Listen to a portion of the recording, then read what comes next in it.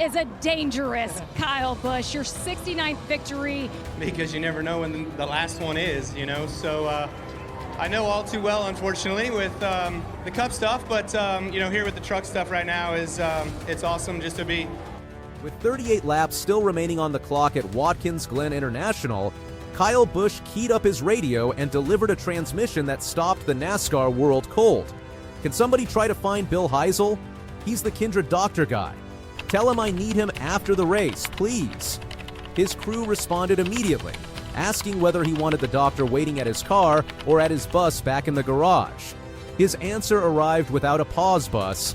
I'm going to need a shot. No alarm, no trembling, no urgency.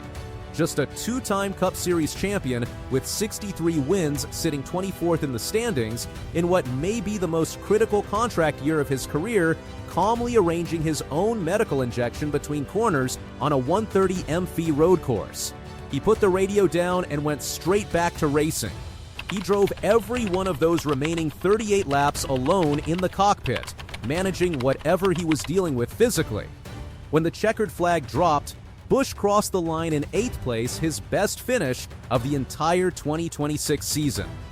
Watkins Glen International is a 2.454-mile, 8-turn road course sustained heavy braking, relentless cornering forces, and cockpit heat for hours on end. Fox Sports broadcaster Mike Joy offered the only available explanation during the broadcast. Busch had been battling a sinus cold all week heading into the race. A sinus infection at Watkins Glen is not a minor inconvenience, it is a physical challenge compounded by one of the most punishing circuits on the calendar. Dr. William Heisel was confirmed to be waiting at the team bus as requested. No official diagnosis or medical assessment has been publicly shared by his team. The 2026 season by the numbers. The medical incident does not exist in isolation. The numbers behind Kyle Busch's 2026 campaign demand to be stated clearly. After 12 races, 24th in points, just 2 top 10 finishes, average finish 22, one more than 4 positions worse than 2025. The first 9 races of 2026 passed without a single top 10, result the longest such stretch of his entire career. His Cup Series winless streak was approaching 100 consecutive starts. The 2025 season ended 21st in points, his lowest standings finish in nearly 2 decades. He entered Texas sitting 27th in the championship, the lowest position at this stage of the season in 20 years. With 16 races remaining, the No. 8 sat 115 points below the playoff cut line without a win. SEMP telemetry at Texas confirmed his car was losing grip mid-corner, forcing him to ease off the throttle while competitors accelerated a mechanical problem, compounding pressure on the driver. Busch himself acknowledged the stakes plainly. I think the writing is in the point standings. The crew chief change, RCR's reset attempt. Just 96 hours before the Texas race, Richard Childress Racing made its move. Jim Pohlman was relieved of his duties as crew chief of the No. 8 car after just 10 races. Pohlman had jumped from Junior Motorsports' O'Reilly program directly to the Cup Series pit box, a transition that proved too significant too fast. Andy Street was named replacement crew chief, effective immediately. Street had worked with Busch during the final 5 events of the 2025 campaign, including a 5th-place finish at Phoenix Raceway.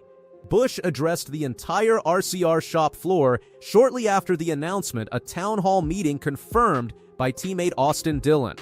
His message, I thanked Jim for his leadership and for him being there and being a part of the team and what he did for the time. I'm full in, I'm all committed. On the broader situation, we've got to put the train back on the tracks and have a direction of what we need to do in order to be able to go forward. His assessment of why Street fits. Andy and we conversate a lot and did a lot last year. I feel like he's got a simpler mentality about how he goes about looking at things. It has to make sense to him for him to be able to believe it, and he doesn't just believe in what the computer tells him. I feel like that's a good way of being back to basics and a little bit more methodical about race cars. Busch was realistic about immediate expectations. Do we come to Texas and flip everything around and run top 10 right here, right now? Not sure about that. The Texas result confirmed it, the no. 8 ran between 20th and 25th for most of the race. A crew chief change alone was not the fix. Texas controversy, the Nemechek incident. On the white flag lap at Texas Motor Speedway, Busch and John Hunter Nemechek were running door-to-door off turn 2, battling for 12th place. Hard contact. Both cars bounced toward the outside wall. Into turn 3, Busch's car snapped violently to the right, making heavy contact with Nemechek's no. 42 at approximately 180 mph. Nemechek's car hit the wall hard. His race ended immediately. NASCAR examined SEMT telemetry. Senior VP of Competition Elton Sawyer confirmed the initial contact had damaged Busch's right front suspension. Busch applied the brakes twice during the sequence red as attempts to regain control. NASCAR issued no penalty. Busch went to social media immediately, posting SMT data, "I did not start this." The 42 apparently doesn't know where the right side of his car is and where he is in relation to the outside wall. There was 2 feet outside him, and I was judging my left side tires to the hash marks. Always know who you're racing beside. Nemechek's reply was short, not freaking clear. Great day going and just got wrecked. What an A. The same weekend, Ryan Preece was penalized 25 points and $50,000 for a separate incident involving Ty Gibbs. The contrast in outcomes generated significant fan backlash. NASCAR's Mike Ford addressed the pattern directly. "This is the second time in a month we've looked at the No. 8 car. First of all, while he got the benefit of the doubt today, the leash is getting shorter." Kevin Harvick's on-air career assessment. Kevin Harvick did not wait to be asked. Speaking on Speed with Harvick and Buckton while analyzing the Texas contact, he delivered the sharpest public career assessment made about Busch in 2026. It's a contract year for Kyle Busch. "I believe that this is probably realistically maybe the only spot that he has to still have a seat in the sport, and I think he needs to do everything that he can do to try to protect that." He pressed further, "I would say that the 8 car is the potential only spot for Kyle Busch. As you look forward now, there may be something I'm overlooking. There's a lot of things that could shake up down the road, but I believe the 8 car, if not the only spot, is probably the best spot for Kyle Busch. Busch is at RCR on a 1-year extension, not a multi-year deal. 2027 lineup decisions are being finalized now. Hamlin's podcast, Busch's response, and Mark Martin's take.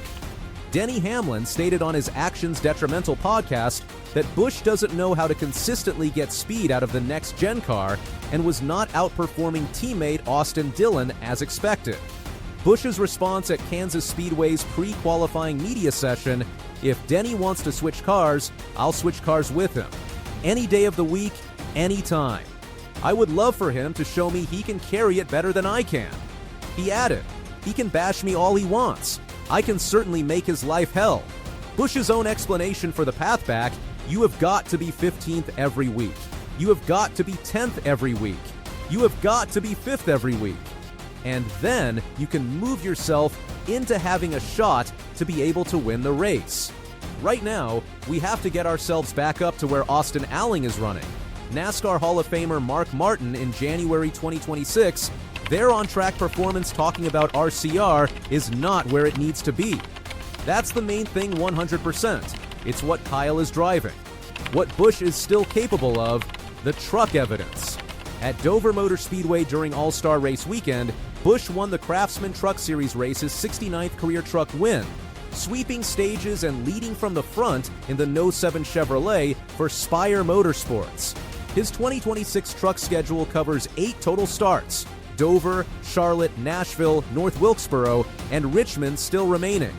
On what clicked with Street on the Cup side, I guess I just remembered how to drive. I don't know. It's Street.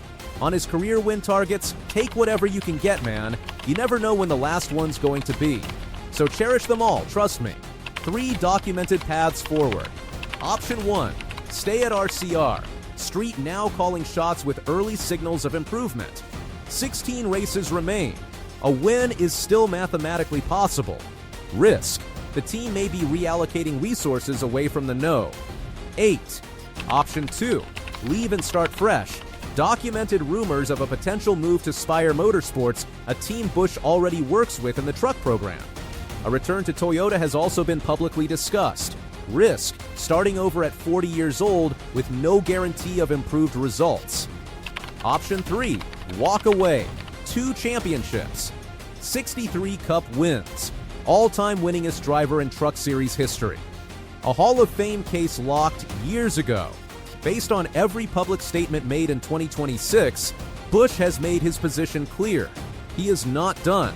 He drove 38 laps at Watkins Glen while organizing his own post-race medical injection between corners, finished 8th, and delivered his best result of the season.